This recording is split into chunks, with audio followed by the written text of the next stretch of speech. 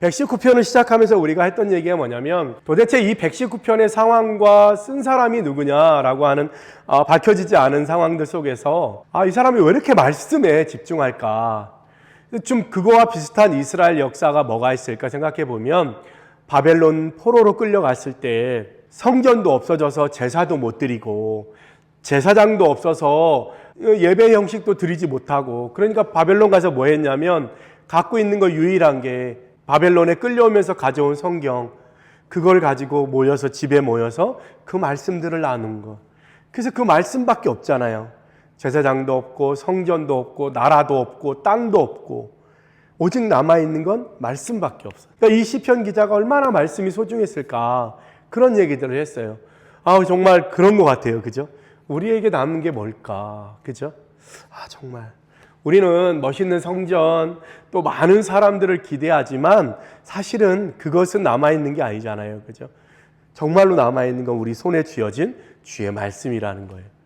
그래서 이렇게 소중했구나. 그리고 또 한 가지 본 게 뭐냐면, 그럼 21세기에 우리에게 남아있는 건 뭐냐? 우리는 교회도 있고 말씀도 있고 성도들도 있고 여러 가지 것들이 있지만, 이 시편 기자가 말씀을 붙들었던 것처럼 21세기엔 과연 무엇을 붙들어야 맞는가 따져보면 예수 그리스도다라고 하는 결론에 다다른. 그치, 지금 이 시대에는 예수님밖에 없는 거예요, 우리에게는. 그죠? 그래서 예수님과 그분이 하신 말씀들을 따라 우리가 살아가는 거예요. 그러니까 어떻게 보면 지금 우리가 집중하고 바라봐야 될 건 예수 그리스도예요. 그분의 삶, 그분이 나심과 그분의 삶과 그분의 십자가와 그분의 부활이 우리에게 주는 의미들을 깊이 묵상하는 게 오늘 시편 119편의 기자가 말씀을 붙들었던 것과 같이 우리는 예수 그리스도를 붙들어야 된다. 그러니까 여러분의 삶에 혹시 2026년도에 말씀에 대한 계획이 있다면 예수님이 어떤 분이지? 이거에 대한 생각들을 좀 할 수 있으면 좋을 것 같아요. 예수님이 왜 이 땅에 오신 거지? 예수님이 진짜 우리에게 어떤 의미지? 이런 것들을 깊이 묵상하면 이 시편 기자처럼 그런 의미를 갖게 되지 않을까, 그런 생각을 했습니다. 오늘 161절에서 176절까지는 이제 마지막 두 개의 연이에요. 알파벳 한 글자가 8절씩 돼 있잖아요. 이 마지막 두 개예요. 8절, 8절. 그래서 마지막 알파벳에 대한 이야기다라고 하는 거. 오늘 말씀해 보니까 우리는 흔히 그러잖아요. 말씀이 중요하냐, 기도가 중요하냐, 때로는 찬양이 중요하냐, 뭐 이런 얘기 하잖아요. 그죠? 뭐가 중요하냐. 근데 오늘 시편 기자는 이 16절에 대해서 그 속에 말씀과 기도와 찬양이 저절로 어우러질 수밖에 없음을 설명하고 있어요. 볼까요? 말씀은 뭐 당연하죠. 그죠? 이때까지도 말씀에 대해서 얘기했으니까 161절에 말씀만 경외하나이다. 162절에 말씀을 즐거워하나이다. 163절에 율법을 사랑하나이다. 164절에 의로운 규례들로 말미암아, 그죠?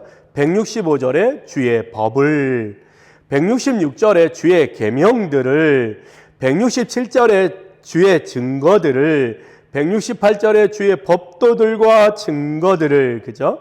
169절에 주의 말씀대로, 170절에 말씀대로, 그 다음에 171절에는 주께서 율례를, 172절에는 모든 계명들을 말씀을 노래하나이다.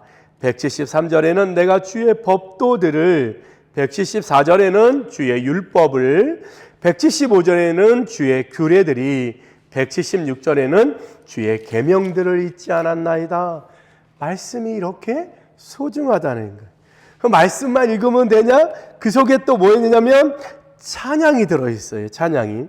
164절에 주를 찬양하나이다. 말씀을 붙드니까 찬양이 나온다는 거죠. 그죠? 그 다음에 171절에 내 입술이 주를 찬양하리이다. 172절에 내가 주의 말씀을 노래하리이다. 노래하고 찬양하고 7번씩. 그 다음에 기도에 대한 이야기가 나와요. 부르짖으리이다. 그죠? 어디요? 169절에 나의 부르짖음을 주의 앞에 이르게 하소서. 부르짖음이 있다는 거예요. 170절에 나의 간구가, 기도가 더하여지는 거잖아요. 그죠? 그렇게 이어지고 있어요. 부르짖음을, 나의 어려움을, 나의 소리를, 나의 간구를. 그러니까 말씀을 붙들면 기도하게 되고, 기도하면 찬양하게 된다. 이게 오늘 전체에 다 들어있어요. 찬양이 먼저냐? 기도가 먼저냐? 아니야. 말씀만 읽으면 뭐하냐? 머리만 커질 거야. 기도해야지. 그렇지만 그렇지 않다는 거예요. 말씀을 붙드는 사람은 당연히 기도하게 되고, 기도하는 사람은 당연히 찬양하게 되고, 찬양하는 사람은 어디에 근거해? 말씀의 근거에 찬양하게 된다는 거예요. 그게 같이 이루어지는 거예요. 아, 말씀이 중요해. 아니야, 기도가 중요해. 그렇지 않아요. 다 들어있다는 거예요. 그래서 오늘의 말씀 중에는 우리가 보려고 하는 건 뭐냐면 찬양이라고 하는 단어예요. 말씀을 읽을 때 어떻게 찬양이 저절로 나올까? 그런 거예요. 어떻게 하면 그 말씀이 찬양이 되어져서 나오는 거냐라고 하는 거죠. 먼저 주의 말씀을 얼마나 이 시인이 사랑하냐면 162절에 주의 말씀을 즐거워한대요. 얼마만큼? 탈취물을 얻은 것만큼. 전쟁을 통해서 공짜로 전리품을 얻은 것처럼 공짜로 수많은 부와 명예를 얻은 그거보다 더 즐거워한대. 119편 14절에 보면 재물보다 더 즐거워한대요. 72절에 천천 금은보다 좋으니이다. 금은보다 더 좋대요. 그죠? 127절에 금 곧 순금보다 더 사랑하나이다. 그죠? 주의 말씀이 이렇게 사랑하는 시인이, 그죠? 그래서 164절에 뭐라고 얘기하냐면 7번씩 주를 찬양한대요. 주의 규례들로 말미암아 내가 7번씩 주를 찬양하나이다. 찬양을 몇 번 해요? 7번씩 한대. 언제? 하루에. 주의 말씀대로 살면, 주의 말씀을 붙들면 그것 때문에 7번 찬양하게 된대요. 왜 찬양할까요? 아, 주의 말씀을 붙드니까 내가 달라지는 거예요. 주의 말씀을 붙드니까 그치, 주의 말씀이 맞지. 그치, 그 말씀대로 살았더니 그래, 이게 정답이구나. 주의 말씀대로 살았더니 후회함이 없어. 그런 거예요. 주의 말씀대로 살면 찬양이 나오지 않을 수가 없는 거예요. 내가 좀 힘들다가도 누군가를 만나서 대화하다 보면 그래도 하나님이 나를 붙드셨구나. 그런 감사가 있는 거예요. 그런 고백이 있는 거예요. 주의 말씀을 붙들면 힘들고 어렵다가도 돌아보면 잘했다. 그래서 어떻게 해요? 7번씩 찬양하게 된다. 내 입술에서 주님을 찬양하는 소리들이, 간증의 소리들이, 그죠? 입술에서 넘쳐나는 거예요. 그래서 가만히 들어보면 저 사람이 세상 사람인가, 예수를 믿는 사람인가, 그의 입술에서 알 수가 있어요. 그죠? 주님과 함께하면 그런 고백, 그런 간증, 그런 찬양이 넘쳐 흐른다는 거예요. 165절에는 이렇게 얘기해요. 주의 법을 사랑하는 자에게는 큰 평안이 있으니 이 평안이 샬롬이라는 말이에요. 샬롬. 주님의 말씀을 사랑하는 자는 샬롬이 임한대요. 그렇죠? 그리고 어떻게 해요? 방해물, 미크숄, 방해물, 장애가 없게 하신다. 주님이 그렇게 말씀하시는 거예요. 마음에 평안을 주시는 거예요. 어떤 사람? 주의 말씀을 사랑하는 사람. 그런 사람에게 주님이 마음에 평안을 주신다. 171절에는 이렇게 얘기합니다. 주께서 율례를 내게 가르치심으로 내 입술이 주를 찬양하리이다. 주의 율례를 가르치심으로 내가 주를 찬양하겠다. 이 찬양했다는 말이 뭐예요? 찬양을 어떻게 할 거냐면 발한다. 용서숨쳐 나오게 한다. 넘쳐 흐르게 한다는 거예요. 우리는 어떻게 해요? 물이 위에서 아래로 내려오잖아요. 근데 이스라엘에는 땅에서 터져요. 물이. 이 땅이 이 물을 머금어요. 비가 오면 땅과 바위가 물을 머금어요. 그래서 제가 거기서 가져온 돌에도 이 돌에 있어요. 거기다 이렇게 물을 부으면 다른 돌은 흘러내리는데 그 돌은 물을 빨아들여요. 그래서 물을 빨아들이다가 너무 넘치면 어디선가에서 이렇게 터지는 거예요. 이렇게 팡 하고 올라와요. 그래서 여러분 제가 영상 보여줬듯이 그 기도원의 우물에 보면 뽀글뽀글 밑에서 올라와요. 온천처럼. 그런 거예요. 그러니까 이 찬양도 어떻게 표현했냐면 시인이 용서숨쳐 나오긴다는 거예요. 찬양이 어떻게? 위에서 솟구친다는 거예요. 어떻게? 왜? 이 안에 가득 차서 말을 안 할 수가 없게 된다는 거예요. 주의 율례로 내게 가르치심으로 내 입술이 주를 찬양하리이다. 주님의 말씀이 담겨져서 찬양이 안 나올 수. 뭘 봐도 뭘 경험해도 주의 말씀이 떠오르는 거예요. 그렇지. 역시 주님 그렇지. 아, 이렇게 했더니 주님이 이렇게 역사하시는구나. 그러니까 어떻게 해요? 찬양이 안 나올 수가 없어요. 샘솟는 거예요. 샘솟. 그래서 뜬금없는 데서 물이 나와요. 사막 가운데서 물이 나와요. 밑에서 땅에서 솟구치니까. 막 바위산인데 그 바위산에서 물이 떨어져. 솟구치니까 우리의 찬양이 어떻게 해야 돼요? 그런 솟구침이 있어요. 내 안에 기쁨이 가득 차서 주의 말씀으로 충만해서. 그렇죠? 그런 거 해야죠. 그런 거. 그래서 172절에 주의 말씀으로 노래하게 된다. 주의 계명들이 의롭기 때문에 내 혀가 주의 말씀을 노래하리이다. 늘 맞다는 거예요.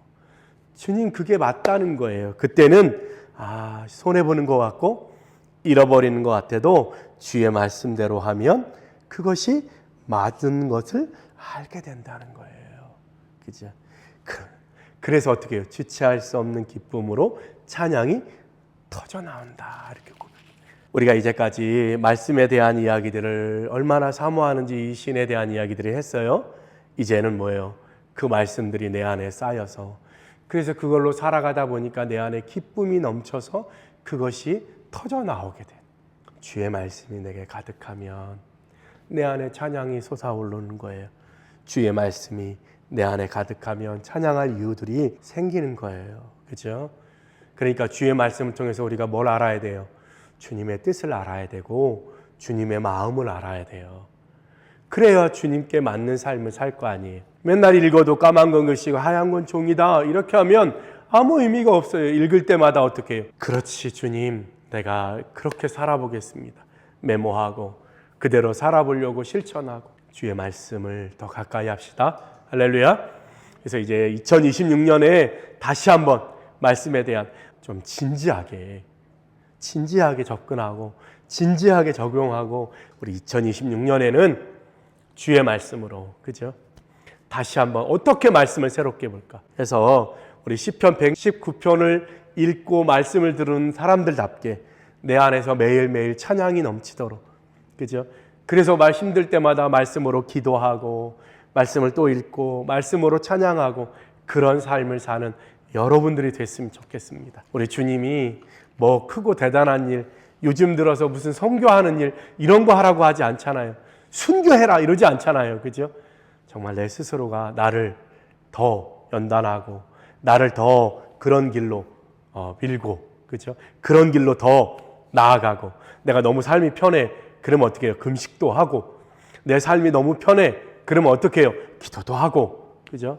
더 힘든 것으로 말씀 10장 읽었으면 그 다음에 20장도 읽어보고 우리 말씀을 한번 다시 더 소중하게 붙들어 봅시다.